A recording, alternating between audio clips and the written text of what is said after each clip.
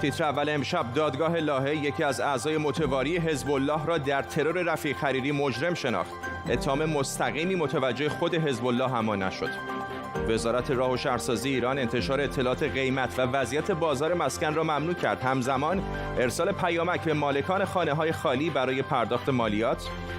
و فیفا ایران را برای بدهی به سرمربی سابق تیم ملی 6 میلیون یورو جریمه کرد. به تیتر اول خوش آمدید.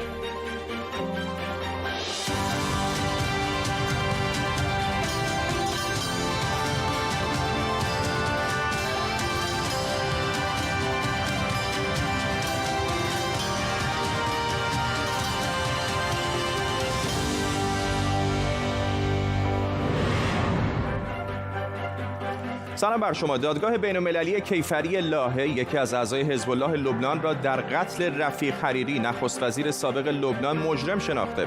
دادگاه جرم سلیم جمیل عیاش را قتل و اقدام تروریستی اعلام کرده. با این حال این دادگاه گفته شواهد محکمه پسندی از دست داشتن دولت سوریه و رهبری حزب الله در این ترور ارائه نشده.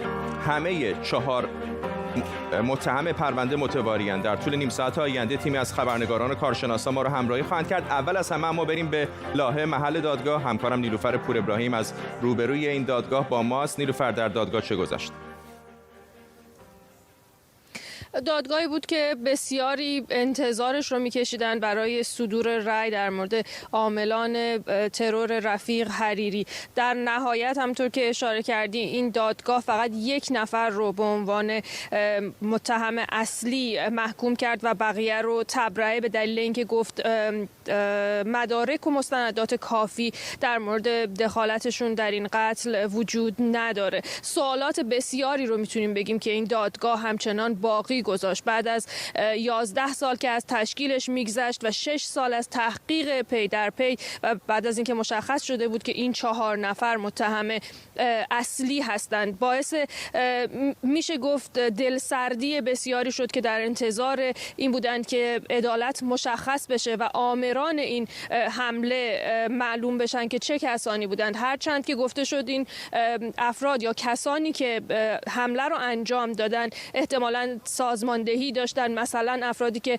مواد منفجره رو جاسازی کردن، این حجم از مواد رو باید یک سازماندهی خوبی می داشتن یا افراد مورد اعتماد یک سازمانی می بودن، ولی به هر حال به خیلی سوالات هم جواب نداد. سعد حریری، فرزند سعد حریری که در این دادگاه هم حضور داشت، در پایان جلسه به میان خبرنگاران اینجا اومد گفت حکم دادگاه رو میپذیره ولی تا زمانی که متهم اصلی به مجازات نرسه از پا نمی‌نشینه. بخشی از صحبت‌هاشو میشنویم. هیچ کس دیگه نباید بیش از این از ما انتظار فداکاری داشته باشه. حالا این حزب الله است که باید فداکاری کنه. تکرار میکنم، تا زمانی که عاملین به مجازات نرسن از پای نخواهیم نشست. نیلوفر، خیلی انگشت اتهام متوجه خود سازمان حزب الله کرده بودند و حتی دولت سوریه. چقدر کسانی که چنین اتهاماتی رو مطرح می‌کردن الان به نظر از این رأی دادگاه خرسند میان؟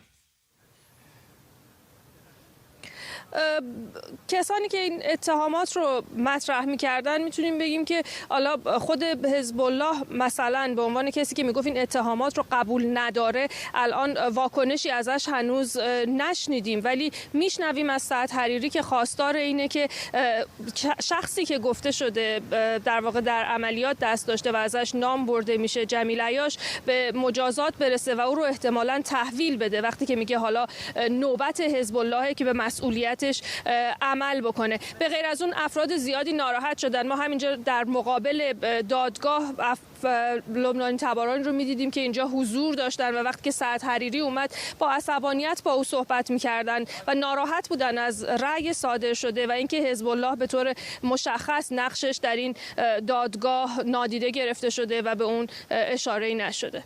ممنونم از تو نیلوفر پور ابراهیم، خبرنگار ما در لاهه. دادگاه درباره این مرد بود. زمانی مجله فوربس اسم رفیق حریری رو بین 100 ثروتمند اول دنیا گذاشته بود. کسی که در یک خانواده فقیر در سیدون لبنان به دنیا آمد و شد پیمانکار شخصی ساخت و ساز پادشاه وقت عربستان ملک فهد. رفیق حریری که بود و چرا و چگونه ترور شد؟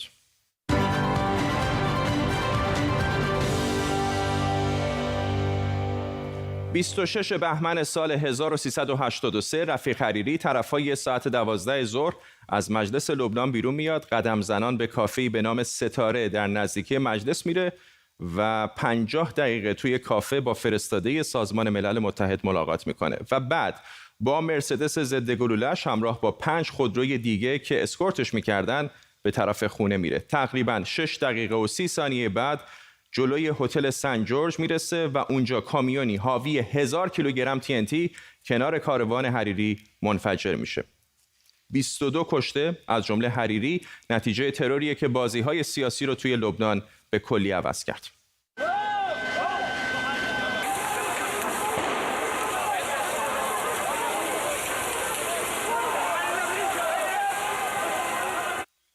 حریری سال 1323 به دنیا آمد. توی لبنان درس خوند ولی به عربستان رفت. کسب و کار پر رونقی راه انداخت و شرکت ساختمانیش چنان گل کرد که شد پیمانکار خانواده سلطنتی عربستان.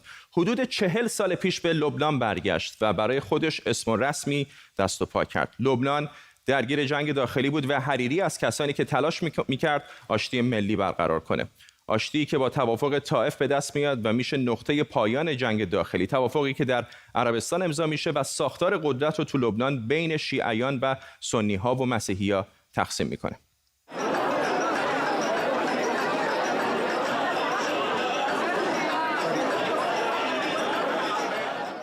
سال 1992 میلادی حریری میشه اولین نخست وزیر لبنان بعد از جنگ داخلی. 6 سال بعد امیل لهود میشه رئیس جمهوری مسیحی کشور. حریری و لهود مثل آتش و پنبه بودن. حریری با تمدید رئیس جمهوری لهود مخالف بود.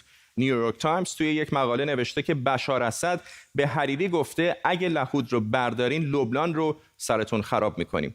سال 2000 میلادی حریری دوباره به نخست وزیری لبنان میرسه. 4 سال بعد سال 2004 قطعنامه‌ای در شورای امنیت سازمان ملل تصویب شد که از نیروهای خارجی میخواد لبنان رو ترک کنن و خواستار خلع سلاح نیروهای شبه نظامی یا میلیشیا شده بود. نیروهای سوریه اما مخالف خروج بودند. ادبیات قطعنامه اما جوری بود که دست کم تا الان حزب الله هنوز خلع سلاح نشده، چون تفسیری از این قطعنامه هست که میگه حزب الله نیروی مقاومت نه میلیشیا. اون قطعنامه طرفدار پرزوری به نام رفیق حریری داشت که گفته میشه در همین ادبیات دو پهلوی این قطعنامه نقش داشته. این حمله عملی تروریستی بود که برای هراس‌افکنی در میان لبنانیان طراحی شده بود. دلایل این حمله سیاسی بود نه شخصی. سال قتل حریری سازمان ملل هیئتی رو برای تحقیق قتل اون مشخص میکنه. قتلی که موجب تظاهرات پی در پی در لبنان شد که به انقلاب صدر معروفه. صدر همون درختیه که روی پرچم لبنان هم هست. انقلاب صدر موجب بیرون رفتن سوریه از لبنان شد. یکی دیگه از اهدافش مجازات قاتلین حریری بود. حالا بعد از 15 سال دادگاه متهمان قتل حریری در لاهه هلند حکمش رو اعلام کرده. محاکمه‌ای که هرچند رد پای اعضای حزب الله در اون مشخصه، اما دولت سوریه و سازمان حزب الله از اون سالم بیرون اومدن. شاید قتل رفیق حریری شبیه قتل جان اف کندی باشه که سالها بعد هم برای خیلی ها مثل رازی سربسته باقی بمونه.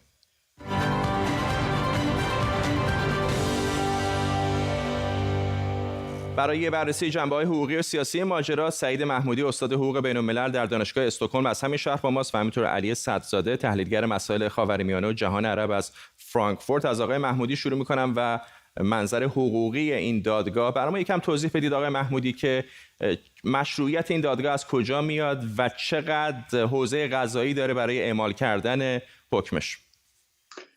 اجازه بدید من اول این رو عرض بکنم که این دادگاهی که امروز حکم داده با دیوان بین المللی جنایی لاهه یکی نیست. دیوان بین المللی جنایی لاهه صلاحیت عام داره، به تمام جرایم بین المللی در هر جای دنیا که اتفاق بیفته میتونه رسیدگی بکنه. این دادگاه امروز یه دادگاه ویژه‌ای است که شورای امنیت موفق شد ایجاد بکنه، فقط به منظور رسیدگی به قتل رفیق حریری و سایر جرایمی که در رابطه با این قتل اتفاق افتاده و بنابراین به محض اینکه این پرونده به پایان برسه این دادگاه هم منحل خواهد شد و دیگه دلیلی برای وجودش نیست. مشروعیت این دادگاه از تصمیم شورای امنیت و شورای امنیت هم برخلاف دادگاه‌های دیگه جنایی، مثلا دادگاه یوگسلاوی در 1993 یا دادگاه رواندا، در این مورد خاص با درخواست خود دولت لبنان، با نخست وزیر لبنان ایجاد کرد این دادگاه رو و بنابراین در صلاحیتش هیچ تردیدی نیست و بعدم قوانینی که قرار است اجرا بکنه و اجرا کرده قوانین لبنان، در واقع قوانین حقوق بین الملل نیست، قوانین جزایی لبنان رو برای رسیدگی به این جرایم اجرا خواهد کرد. آقای صدرزاده، دادگاه 3 از متهمان رو تبرئه کرده و فقط یکی از اونها رو مجرم شناخته. البته همه 4 متهم متواری هستند. میخوام اینو ازتون بپرسم که آیا این حکم دادگاه واقعا این زخمی رو که بر پیکر لبنانی ها بوده مرهمی براش گذاشته، یا بیشتر سوالای بزرگتری الان مطرح کرده که این فردی که الان مجرم هست از چه کسانی یا چه کسی دستور گرفته؟ به هیچ وجه به این زخم مرهم نگذاشته. مناقشات و دعوای سیاسی در لبنان بر سر این قتل ادامه خواهد یافت، چون این حکمی که امروز صادر شد به هر دو طرف امکان ادامه این دعوا رو میده. به حزب الله این امکان رو میده چون گویا دادگاه نتوانسته رهبری حزب الله رو محکوم بکنه یا رهبری سوریه. به مخالفین حزب الله استدلال میده چون یکی از اعضای مهم حزب الله، آقای سلیم عیاش، که به هر حال یکی از رهبران نظامی لبنان رو بوده، مسئول مستقیم این قتل میدونه. علاوه بر این، همونطور که شما گزارش دادید، در استدلال این حکم گفته شده که هم حزب الله و هم سوریه انگیزه و استفاده داشتن از این قتل، بنابراین هر دو طرف میتونن دعواشون رو ادامه بدن. به همین علت هم امروز آقای میشل آون رئیس جمهور لبنان گفتش که سعی کنید وحدتتون رو حفظ کنید بعد از این حکم و به دعواهاتون ادامه ندید، ولی فکر نمی کنم که حرف آقای میشل آون چندان اثری داشته باشه. آقای محمودی، این دادگاه همونطور که گفتیم به نظر نمیاد که در واقع متهمان اصلی پرونده رو پیدا کرده باشه، اما آیا ابزاری میده به دست دولت لبنان و جامعه جهانی که حالا دست کم یک سرنخی پیدا شده که این داستان از کجا نشأت گرفته و بشه همین سرنخ رو ادامه داد و تصویری بزرگتر از اتفاق 15 سال پیش رو به دست آورد؟ به نظر من برای ارزیابی این تصمیم امروز و کار دادگاه باید به 2-3 مطلب توجه کرد. یکی این که این دادگاه از همون روز اول روشن بود، برای شورای امنیت هم روشن بود که مجبور از کارش رو در غیاب متهمین انجام بده و این غیر معموله. دادگاه‌های دیگه همه متهمین رو اول جلب میکنن و بعد دادگاه کارش انجام میده. خیلی دست و بال دادستان و قضات رو میبنده وقتی متهمین اصلی در دادگاه حضور ندارن و نمیتونن صحبت بکنن. دوم این که همونطور که عرض کردم، دادگاه تعریف خیلی مشخص شده بود از صلاحیتش که جرم تروریستیه، که اینم بازی امر بی سابقه است در حقوق بین الملل. فقط دادگاه نورنبرگ به این صورت عمل کرده. و بعد اگه شما خود رأی رو بخونید که همونطور که در گزارش شما بود، یه رأی بسیار طولانیه و بسیار دقیق به نظر من و علت طولانی بودن مدت هم همین مسئله است. 2600 صفحه رأی ساده نیست نوشتنش. متوجه میشید که دادگاه بسیار کارش رو دقیق انجام داده با توجه به شرایطی که هست، امکاناتی که بوده، عرض که شاهدایی که وجود داشتن و کاری که میشد کرد. کارشون خیلی حرفه‌ای انجام دادن و علل اصول اگر قرار بود بر اساس این داده هایی که داشتن بخوان حزب الله رو محکوم بکنن یا سوریه رو به طور مشخص محکوم بکنن، در واقع میشه دادگاه یک کشور غیر دموکراتیک. بله. به نظر من کارشون بسیار حرفه‌ای صورت گرفته به خاطر اینکه 3 قاضی قضات بین المللی هستن، استرالیایی، جامائیکایی و ایتالیایی. 2 قاضی هم لبنانی هستن. بنابراین مشروعیت کامل داره و همونطور که عرض کردم با توجه به وقت کمی که برای خوندن رأی بود یا نگاه کردن تو رأی بود، نظر من این است که کارشون بسیار دقیق انجام دادن و نتیجه کار رضایت بخش. آقای صدرزاده، فرزند آقای رفیق حریری، سعد حریری، درست بعد از دادگاه جلوی دوربین خبرنگاران گفتش که ما دیگه به اندازه کافی فداکاری از خودگذشتگی نشان دادیم، الان نوبت حزب الله هست. اشاره او به چه هست؟ خیلی کوتاه اگر بفرمایید، الان حزب الله قدم بعدیش چه خواهد بود یا چه میتونه باشه؟ حزب الله کما فی السابق خواهد گفت که ما دستی در این قتل نداشتیم. اون چیزی که آقای سعد حریری گفت این بود که حزب الله مسئولیتش رو بپذیره و این شخصی که رسما توسط این دادگاه بسیار ساله محکوم شده تحویل دولت لبنان و یا پلیس لبنان بده، چون همونجور که آقای محمودی گفتن این اجرای این مسئله در دست دولت لبنان. ممنونم از هر دوی شما. سعید محمودی، استاد حقوق بین‌الملل از استکهلم و علی سعدزاده، کارشناس جهان عرب از فرانکفورت آلمان با ما. خبرگزاری فرانسه گزارش داده نخست وزیر عراق مصطفی کاظمی پنجشنبه برای اولین بار با دونالد ترامپ رئیس جمهوری آمریکا ملاقات میکنه. گفته شده یکی از موضوعات اصلی این گفتگوها حضور 5000 نیروی آمریکایی در عراق. مصطفی کاظمی در حالی راهی آمریکاست که اولین سفر رسمیش به تهران بود و با رهبر جمهوری اسلامی هم دیدار داشت. خامنه‌ای در اون دیدار نخست وزیر عراق گفته بود ما بنای دخالت در امور عراق رو نداریم، اما همزمان خواستار اخراج آمریکایی‌ها از عراق هم شده بود. همه این تحولات در شرایطی که گفته شده حملات گروه‌های شبه نظامی تحت حمایت ایران علیه نیروهای آمریکایی در عراق افزایش داشته و شکاف بین نیروهای تحت حمایت ایران در عراق و نخست وزیر این کشور هم زیادتر شده. کاظمی در مصاحبه‌ای با اسوسییتد پرس گفته بغداد برای مقابله با تهدیدهای نظامی به یاری آمریکا همچنان نیاز داره. شایان سمیعی، کارشناس امنیت ملی از ویرجینیا با ما. آقای سمیعی، یک نشانه‌هایی داره دیده میشه که به خصوص با حضور آقای کاظمی شاید نفوذ و قدرت ایران در عراق داره کم میشه. شما این رو آیا تایید میکنید؟ با درود خدمت جناب عالی بایستی عرض بکنم که احتمال این هست که بخواد نفوذ در اون منطقه یا قدرت در اون منطقه کمتر بشه. چرا؟ به دلیل اینکه می‌بینیم در حال حاضر امارات متحده عربی سعی کرده که روابطش رو با اسرائیل حسنه بکنه. عمان الان در حال همین کار هست و در حقیقت ایران علاقمندی این رو داره که حداقل بتونه عراق رو در زمره دوستان خودش یا در زمره اون کسانی که اونجا نفوذی داره نگه داره تا بتونه مقاصد خودش رو در منطقه عملی بکنه. اما تا چه حد امریکا بخواد این برنامه رو از بین ببره بستگی به نکات مهمی داره. یک اینه که امریکا احتیاج به این داره که بخواد در اون منطقه قدرت خودش رو نگه داره. از چه طریقی میتونه نگه داره؟ از طریق کمک اقتصادی به عراق و در مورد از بین بردن مسائل فساد مالی و اداری در عراق و گسترش همکاری ها در منطقه. همه اینها را اگر با هم جمع ببندیم میبینیم که نخست وزیر عراق علیرغم اینکه اعلام میکنه که ما پستچی منطقه‌ای نیستیم ولی به نظر من علاقه به میانجیگری بودن رو داره. خب این فساد اداری که بهش اشاره می‌کنید در یک جای مثل خاورمیانه به خصوص عراق یک شبه برداشته نخواهد شد. میخوام اینو ازتون بپرسم که در این فرصتی که هست بالاخره ایران هم که بیکار نمیشینه، چه اهرم‌هایی در دست ایران هست که همچنان نفوذش رو در عراق حفظ کنه؟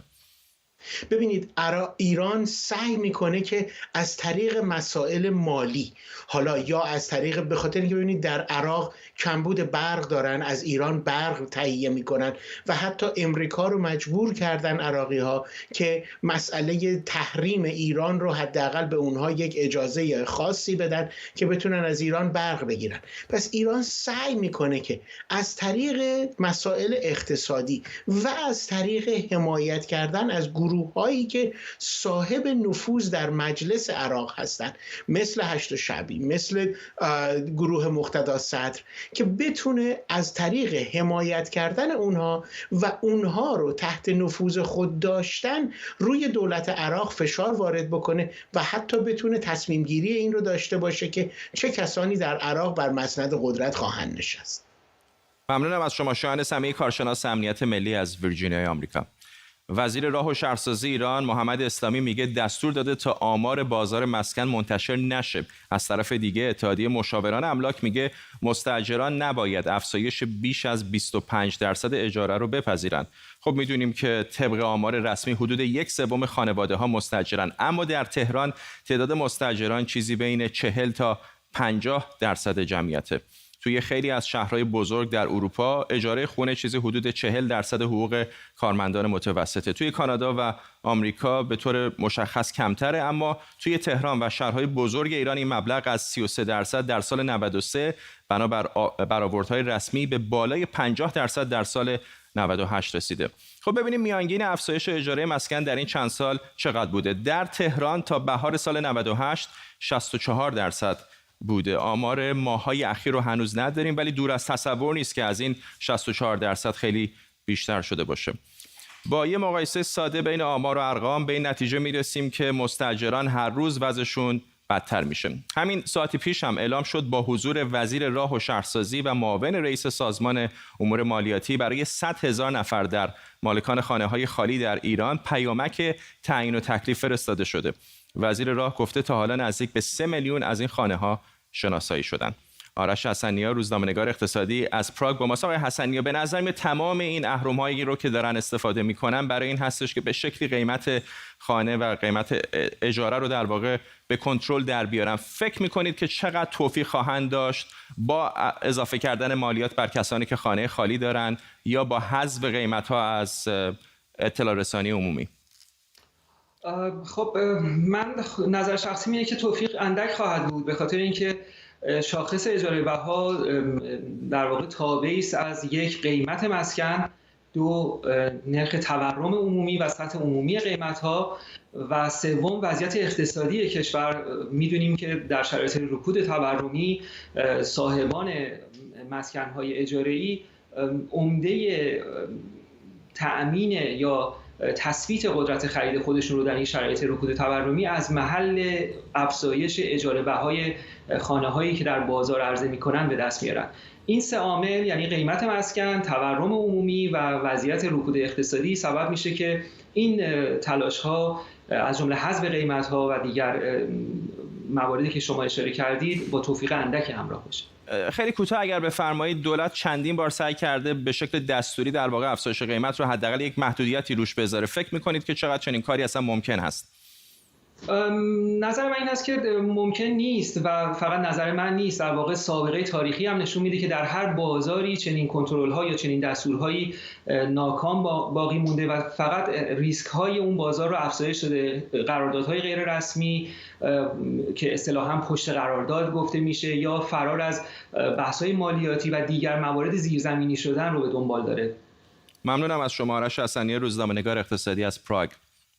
فدراسیون بین‌المللی فوتبال فیفا ایران رو جریمه کرده و حکم داده که فدراسیون فوتبال ایران باید بالای 6 میلیون یورو به سرمربی پیشین تیم ملی مارک ویلموتس پرداخت کنه. حالا فدراسیون فوتبال ایران شاید به دادگاه عالی ورزش شکایت کنه. این موضوعی که از خبرنگار ورزشیمون آرمین قبادی پاشا باید بپرسیم. آرمین، چقدر چنین چیزی محتمل هست و اصلا چه شد که داستان به اینجا کشیده شد؟ اول به سوالت بپردازم. سوال اولت که چقدر محتمل هست، اینطور که آقای رفیعی یکی از وکلای ورزشی در ایران گفته بهتره تا اگر مستندات جدیدی فدراسیون فوتبال نداشته این کار رو نکنه و به کس یا همون دیوان حکمیت ورزش شکایت نکنه، چون یک پول بیشتری رو باید پرداخت کنه. گفته بعیده با همین مستندات ایران بتونه، فدراسیون فوتبال ایران بتونه در دادگاه کس موفق باشه. اما چرا به اینجا کشیده شد؟ ببین، دو بعد داشته پرونده ویلموتس. یک بعد سیاسی ورزشی بوده که از همون اول جناح‌های مختلف سیاسی شاید مخالف بودن. الان از وزیر ورزش حتی قراره که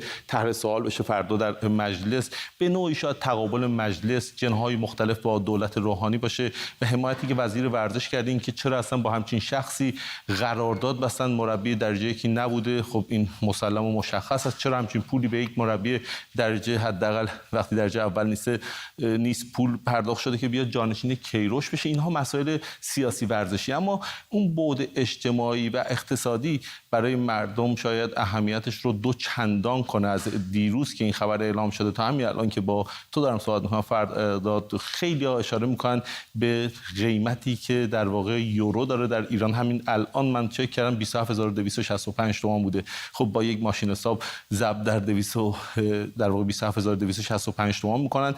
فقط این 6 میلیون و 200 خورده هزار یورو نیست، 1-2 میلیون یورو هم قبلا گرفته شده، یعنی یک رقمی نزدیک به 230 میلیارد تومان برای مربی پرداخت شده که هیچ کارکردی برای تیم ملی ایران نداشته. تیم ملی ایران الان در آستانه حذف از جام جهانی است با توجه به نتایجی که ویلموتس با تیم ملی ایران گرفته و در این شرایط مردم مقایسه میکنن که خب این میزان از پول چه کارایی داشته برای کارگران هفت تپه، برای کارگران اقصانقاط ایران که الان دچار مشکلات مالی هستن، کودکان کار رو میتونست نجات بده و چقدر میتونست برای خود اقتصاد ایران مفید باشه. در صورت این ابعاد باعث میشه که پرونده ویلموتس انقدر پررنگ باشه و همه بخوان در موردش صحبت کنن. اما اینکه آیا ایران میتونه موفق باشه یا نه بعید به نظر میرسه فرداد و به نظر میرسه که این پول رو باید پرداخت کنه به اضافه اون 5% که تو اشاره نکردی باید در واقع هزینه دیرکرد این پرداخت رو هم تقبل کنه فدراسیون فوتبال ایران. ممنونم از تو آرمین قبادی پاشا، همکارم اینجا در استودیو با ما. به این ترتیب ما هم میرسیم به پایان تیتر اول امشب. برنامه رو میتونید تا دقایق دیگر روی یوتیوب هم ببینید.